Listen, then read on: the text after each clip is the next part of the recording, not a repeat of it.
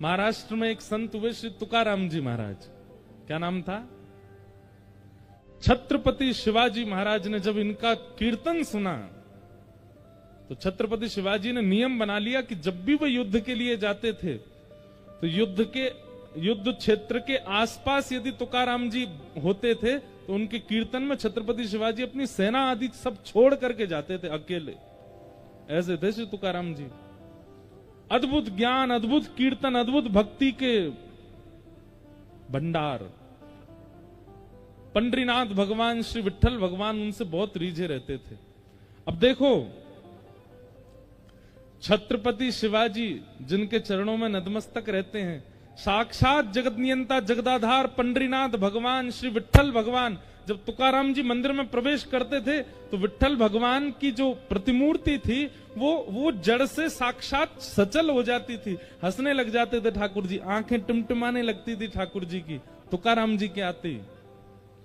तुकाराम जी जिस गली से निकल जाते थे लाखों की तादाद में लोग उनके घेरा में चलते थे, आगे पीछे हाथ पांव जोड़ते हुए चलते थे। लेकिन जब तुकाराम जी अपने घर आते थे तो पत्नी उनकी बिल्कुल विपरीत थी। वो डांटती भी थी, फटकारती भी थी और खूब सुनाती भी थी। पूरे दिन कुछ करते धरते नहीं हो, प्रवचन करते रहते हो, कथाएं सुनाते रहते हो, कुछ दक्षिणा लिया करो, घर कैसे चलेगा? सोचो, छत्रपति शिवाजी महाराज का आज अगर नाम महाराष्ट्र की भूमि पर ले लिया जाए तो लोगों के रोंगटे खड़े हो जाते हैं। आज भी उन शिवाजी महाराज, वो शिवाजी महाराज तुकाराम जी के सामने नतमस्तक होकर बैठते थे और उनकी ये स्थिति थी अपने ही घर में। पत्नी उनको ज्यादा कुछ करती नहीं। लो, ये गन्ने, खूब सारे गन्ने दे दिए, इनको बेच के आओ और उसका जो पैसा मिलेगा लाके मुझको देना। घर चलाना आता नहीं है, बस पूरे दिन कथा प्रवचन करते रहते हो, जाओ चलो। तुकाराम जी निकल गए गन्ने लेके। रास्ते में छोटे छोटे बच्चे, अब उस समय पर ये टॉफी तो होती नहीं थी, वो एक बुढ़िया के बाल खाते हैं बच्चे, गांव में आज भी घूमते हैं लोग, वो तो होते नहीं थे। या ये चूरन चटनी आजकल जो बच्चे खाते हैं अपनी जीभ के सुख के लिए, ये सब पहले तो होता नहीं था। पहले तो आम होते थे, सेब होते, गन्ना होते, इनसे ही स्वाद लेते बच्चे। तुकाराम जी गन्ना लेकर के जा रहे अपने कंधे पर खूब सारे, इतने में बच्चे पीछे पड़ गए, गन्ना दे दो, गन्ना दे दो। तुकाराम जी महाराज बड़े बेचारे भावुक हो गए। अरे आओ आओ, ये लो तुम्हारे लिए, तुम्हारे। सब बच्चों को बांट दिए, सारे गन्ने बांट दिए, एक बच्चा। तुकाराम जी ने अपने ऐसे कंधे पर लटका लिया, दोनों हाथ टांग लिए उस पे, घर आ रहे थे। पत्नी इतनी खुश हो गई, ओहो सबरे गन्ने बेके आए, खूब सारा पैसा लेके आए होंगे। जैसे तुकाराम जी घर आए, पत्नी ने तो महाराज खूब सुंदर उनकी आरती करी। आओ आओ आओ, आओ देखो आज कितने अच्छे लग रहे हो, कथा करके आते हो अच्छे नहीं लगते, आज अच्छे लग रहे हो, दक्षा वो पैसा लेके आए होंगे ना, बताओ कितने रुपए में बेका सब?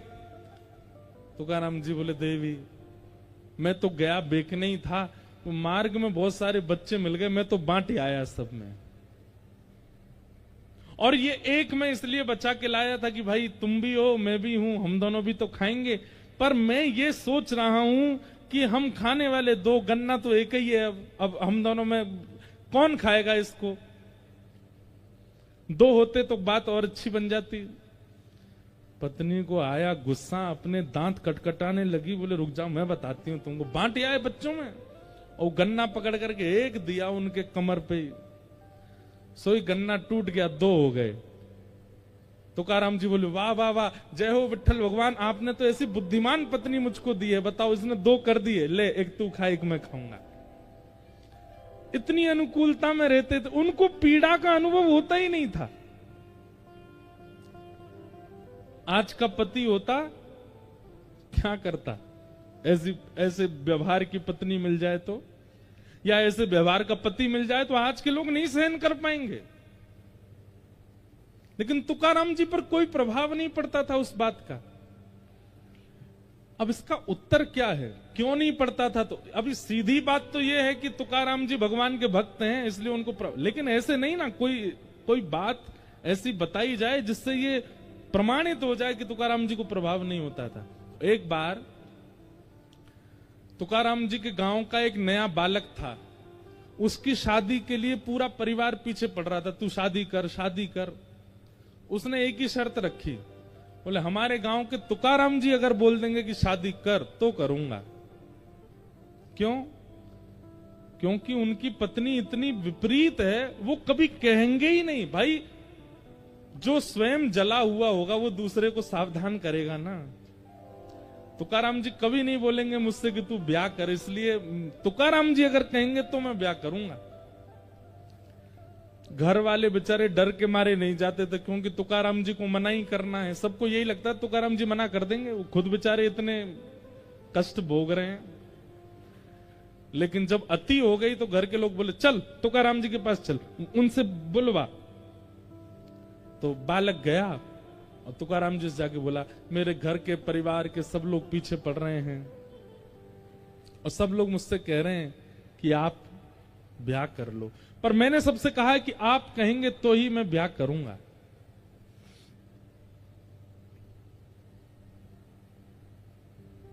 आप बताइए ना, मैं ब्याह करूं कि नहीं करूं? घर के सब लोग बैठे थे, सब घबरा रहे थे, बोले ये मना कर देंगे तो ये तो बिल्कुल ही नहीं करेगा। तुकाराम जी बोले जितना जल्दी हो सके उतना जल्दी ब्याह कर लो, जितना जल्दी हो सके उतनी जल्दी करो। तो वो लड़का घबरा गया। घर के लोग तो वहीं पर ही नाचने लगे, बोले अब तो बेटा तू गया, अब तो तेरा ब्याह होगा। तुकाराम जी बोल दिए।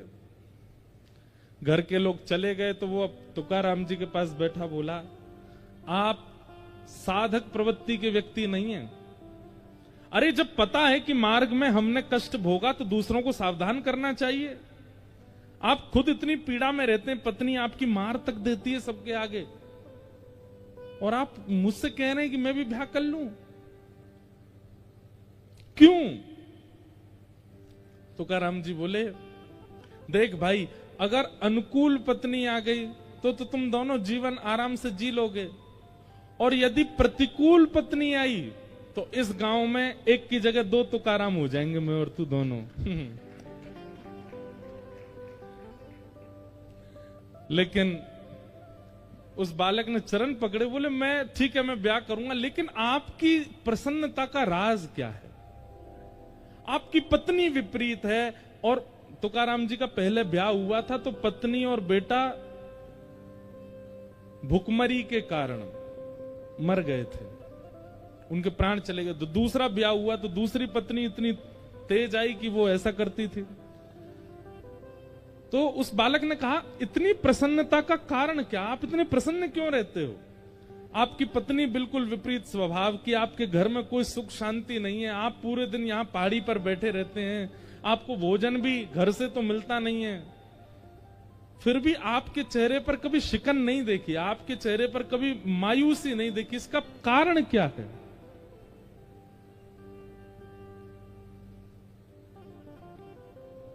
संतों का उत्तर देने का तरीका बड़ा विचित्र होता है। तुकाराम जी बोले मैं अपनी तो तुझे बाद में बताऊंगा, लेकिन तेरी माथे की रेखा मैंने देखी और मुझे कुछ पता चला है, मैं तुझे बता दूं। बालक बोला बताओ। बोले अगले 7 दिन में तेरी मृत्यु हो जाएगी, तू मरने वाला है। बालक घबरा गया, बोले ये क्या कह रहे हैं आप? बोले मैं सही कह रहा हूं, तेरे पास केवल 7 दिन बचे, अपना समय व्यर्थ मत गवा। जितनों से तेने लड़ाइयां कर ली हैं सबसे क्षमा मांग ले, सब कुछ व्यवस्थित कर ले, और भाई तेरे पास 7 दिन बचे हैं, अपना जीवन जितना हो सके इन 7 दिनों में व्यवस्थित कर लियो, कभी भी प्राण चले जाएंगे 7वें दिन। अपना प्रश्न तो सब भूल गया। वो लड़का दौड़ा, रात में जाकर के स्नान किया, माता पिता को प्रणाम किया, बहनों को गले से लगावे, भाइयों को हृदय से लगावे, जितनों से उसकी बैर थे सबके पास गया। बोले भैया मुझे क्षमा कर दो, मैंने तुमसे बैर किया।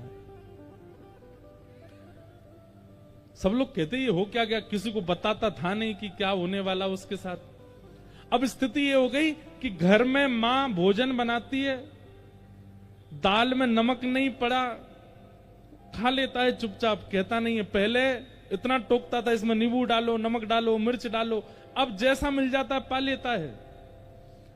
उसके भाई बंधु कभी लड़ने आ जाते हैं तो सबके आगे क्षमा मांग लेता है, बोले भैया तुमको जो चाहिए ले जाओ, मुझसे लड़ो मत।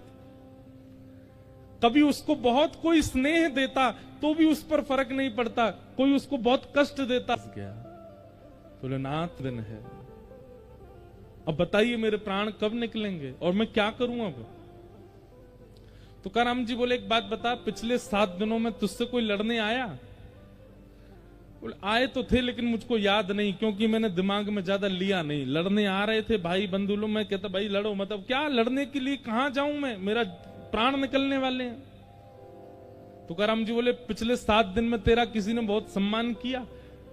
बोले वो भी सम्मान भी किया, पर कहां अच्छा लग रहा था सम्मान, बस ये लग रहा था 7 दिन में प्राण चले जाएंगे, भाई क्या करूं। अच्छा एक बात बता, परसों माँ ने घर में क्या बनाया था? बोले दाल चावल। दाल में नमक वमक कैसा था, सब ठीक था?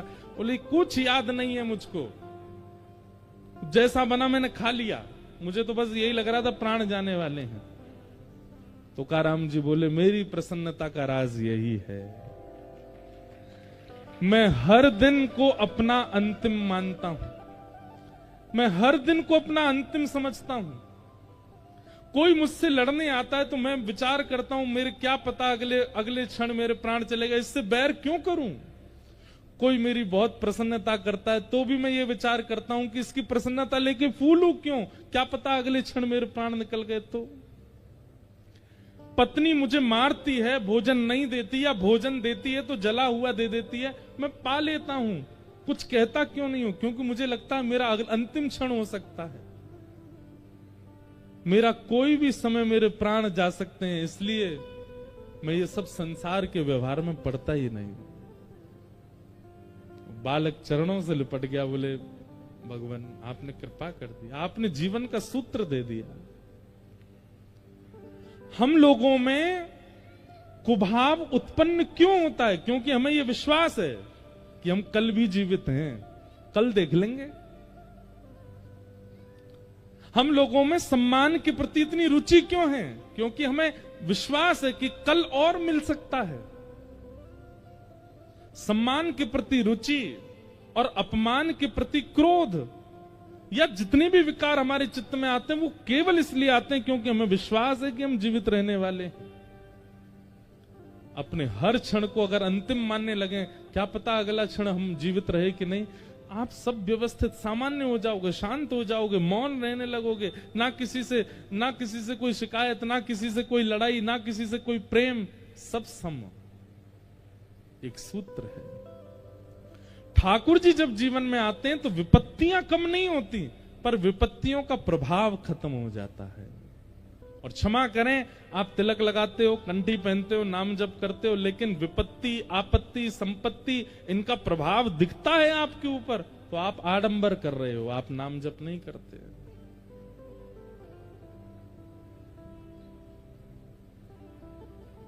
तापत्रय विनाशाय श्री कृष्णाय वयं नुमः। ऐसे 3 तापों को उपशमन करने वाले श्री कृष्ण को हम बारंबार प्रणाम करते हैं। भागवत जी के महात्म का पहला श्लोक।